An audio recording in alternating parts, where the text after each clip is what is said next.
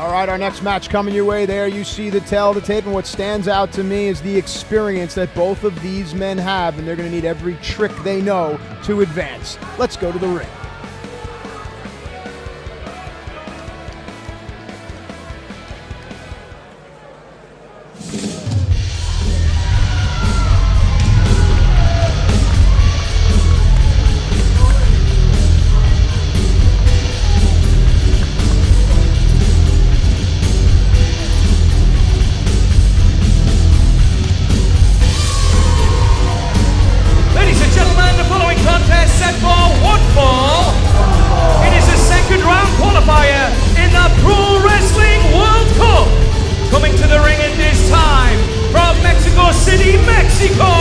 Winning tonight at 75 kilos, Juventud Guerrera! All right, as the juice makes his way to the ring, your thoughts? I was going to say, Juvi, I think, had the shortest of all the first round matches here. I wonder if that will be an advantage for him, but Rey Mysterio, of course, under any circumstances, is a big, big ask for any man to defeat, even someone who has been a superstar in the world of Lucha Libre for a quarter of a century. Well, he perhaps had the kindest draw, and that's to take nothing away from Dos Caras, who was certainly a game opponent, but the lack of experience certainly showed at points in that matchup. And Juvi, perhaps the freshest man in these semi-finals, up against Rey Mysterio, an absolute legend himself. And I don't know if Juvi's saying nice things to me or want a little scrap with me. I'm not sure, but maybe he'll get one of them bull Let's not forget how Juvi's match ended. It was a hard knee strike that came from out of nowhere. Of course, he will just shatter an eye socket.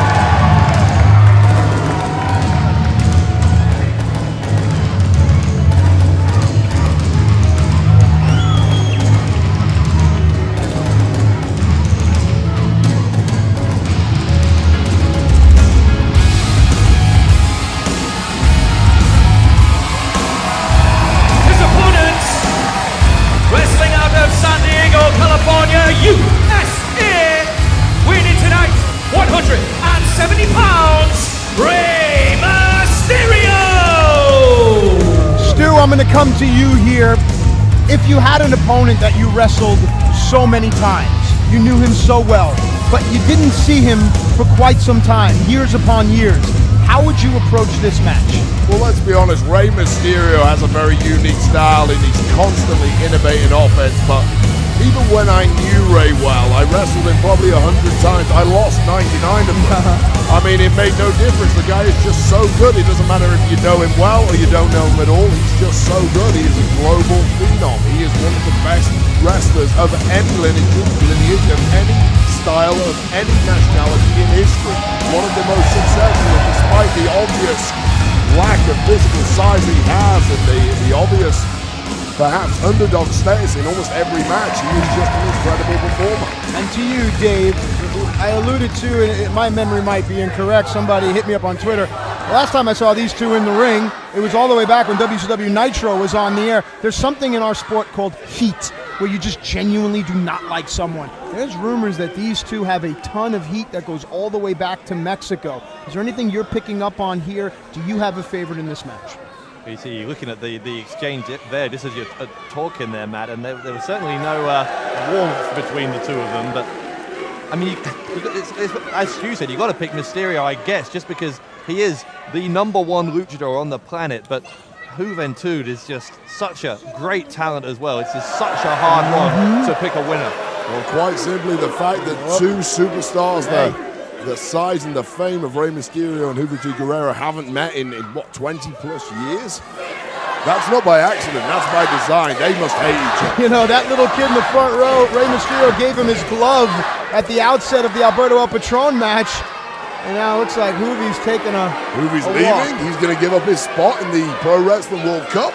I don't believe that, but I alluded to the genuine disdain that these two have. It's personal. It goes beyond professional. There's a tantrum here from Juventud. Well, he was the fan favorite a little earlier in the night, but now he's in there with Rey Mysterio, who is a genuine global fan favorite, and he doesn't like the fact that it's a partisan crowd in favor of his opponent. You said that Rey Mysterio is just so good. What is it? What is it that separates Rey Mysterio from almost everyone else inside that wrestling ring. For me personally, it was always two things. It was the, is this going to go? Oh, we got a handshake. Look at that. For me, it was two things. Number one, his offense. I could never tell what direction he was coming from. I could never figure him out. It didn't matter how many times I wrestled him. He'd come at me from a different angle every single time. I'm great at blocking punches and kicks. That's what I do. But when a guy does a triple Lindy off the top rope and lands on the back of my neck, I've got no chance. And that was certainly part of it. And then the other part of it is the fact that he is just so resilient. You can beat the hell out of him. You can stamp on his back. You can hear his spine snapping. And somehow he has that ability to find a second win just when you thought you got him beat and hit his top form and hit all his top moves. And it's incredibly difficult to put a guy like Rey Mysterio away. So I figured him out once, and I got lucky that day. And the other 99 times he got the better of me. You know, during my early years of training, I used to watch Rey Mysterio, Eddie Guerrero, Rey Mysterio, Dean Malenko. Hang on a second here. 2 count. Nope. Shoulders were up there. I used to watch Juventud and Psychosis, Juventud and Super Crazy. These two men are woven into the fabric of Lucha Libre's history. I remember wrestling Rey Mysterio in a packed-out arena in Mexico City a few years back. And, how'd that go? Probably one of the worst decisions of my life was turning up at the arena, because it was like I was walking into a cauldron of fire. It was like I was wrestling a god himself in front of a baying crowd of Mexicans who, this was their guy, this was their hero, and believe me, he wants to go back to Mexico and let them know that he's qualified for the finals of the Pro Wrestling World Cup to represent them. It almost goes beyond Mexico. It goes beyond San Diego. It's world-renowned Rey Mysterio.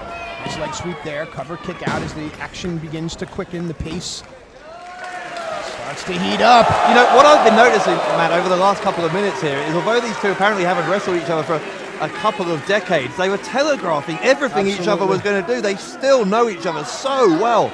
Well, listen, the sport itself doesn't change. I know it evolves, but it doesn't change. The moves are the same. They might be called something different. And Stu, you could talk about this as well. There's still a million reversals to a hammerlock that you don't forget, even though you haven't tied up with a guy in some time, no? That's absolutely true. And of course, you have to look at a guy like Rey Mysterio, and you see all these young luchadors coming through the ranks around the world. And the best thing you can ever do as a professional wrestler is steal from the greats. And I guarantee you, people are constantly stealing moves from Rey Mysterio. I'm sure they're constantly stealing moves from Juventud Guerrera as well. And of course, many times Juventud will wrestle guys who steal Rey Mysterio's moves. And many times Rey Mysterio will wrestle guys who steal Juventud's moves. So they have a certain familiarity by virtue of the fact that people steal their moves.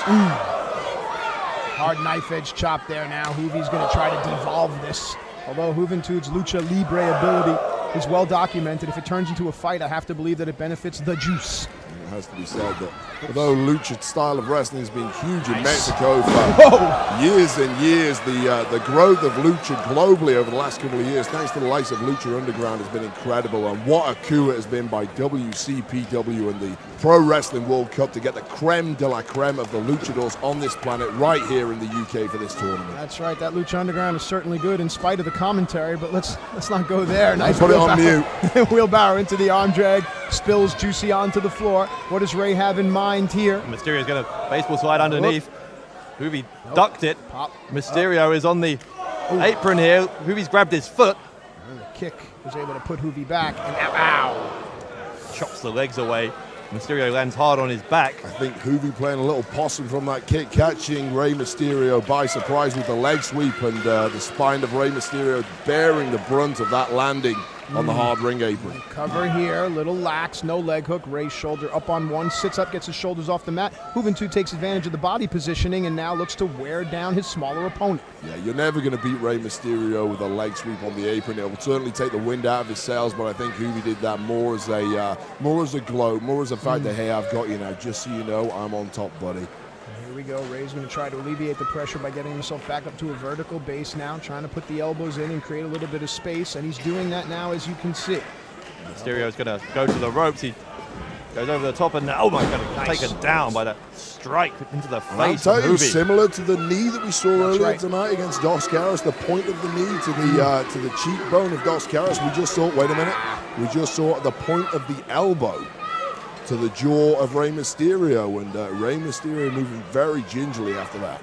Again, Juvi with another cocky pin there, but there has to be a point at which that stops being psychologically advantageous and starts being a wasted opportunity.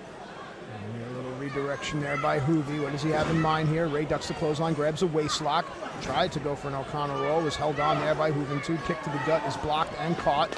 Nice way to turn it around there to the enziguri, but Juventud is still standing. Still standing, didn't go down. Oh, was. Spoke a little too soon, perhaps. A delayed reaction there. Tried Look his at the best little to stand kid his over feet. Juventud's right shoulder. Look how he's there. landed. Mysterio was going to look for the 619, I think. Oh, mule kick doubles over Ray. And you can hear the high-pitched 619s that's coming from that same little kid in the front row. That kid's maybe 5, 6 years old. It just goes to show the influence of Rey Mysterio. Adults and children alike coming alive. It's a Mysterio fan for life right there. Out of space to make up. Ray takes advantage. Ray perhaps hearing those chants and knowing he's fighting on behalf of many people, not just the people of Mexico. What's he going for here? A little tarantula. The octopus submission hold here. Mysterio trying to wrench back that right arm. And that's a great move. We've seen guys like Antonio Inoki, who may be the size of you guys, and a guy like Rey Mysterio. That's a perfect submission hold, and anyone can use it. Certainly an unusual move for Ray to be busting out. He's pulling out all the stops in this match. That's how much the Pro Wrestling World Cup means to him. And to the viewers, both Dave Bradshaw and Stu Bennett over here are about 6'6" together. So there you go. Ow! It's Mitchie driving. Stu's a little broader than me, though. Just a little. Juventud is, yeah, where's he putting Mysterio? Looks like he's positioning him for something. He's gesturing to the crowd. This is bad news for Rey Mysterio. Short, high-flying offense he's going for here, but Rey Mysterio just too fast. Juventud was perhaps going for a 450 at that point. You know, there's one thing about Rey Mysterio, those slow twitch muscle fibers. He knows how to be explosive at the right times. He paces himself. He moves slow when he has to, but he's explosive when he needs to be. Reminds me of guys like Tiger Mask or Dynamite Kid, to our fans from way back in the day. And now it's Mysterio who's going up top. Juventud lured him up there. Turnabout fair play. As the What Culture Pro Wrestling logo on the turnbuckle, the placement of it tells you everything you need to know. Rey Mysterio now balanced precariously on this top row, but what is Juventud trying here? Looks like a Frankensteiner. Nails it. Execute to perfection. Mysterio going for more. He's holding his I like what back Juventud Mysterio. did there. He went lateral. He went from one corner to another. That is how well these two know each other. Huge frog splash. Leg hook. No. Oh, man. Wow, a hair's breadth away from making the finals of the Pro Wrestling World Cup on behalf of Mexico, but there we go. We talked about it earlier, the resilience of Rey Mysterio. Big judgment call there from referee Joel Allen as to whether that's a 2 or a 3. And this, of course, our first of our double main events still to come. The local hero, Joe Hendry, gets a title opportunity. The prestigious one. Give him his true name. Big fan of the prestigious one. Moving on. Back to the match in the ring. Most people wouldn't name themselves Back as to the match prestigious in one. the ring. Why should we waste time with Joe Hendry when Rey Mysterio is in the You ring? better hope he's not listening to I this don't striker. care. Fought him once, I'll fight him again. Anyway, Well, here we go. Juventud. Dial it up.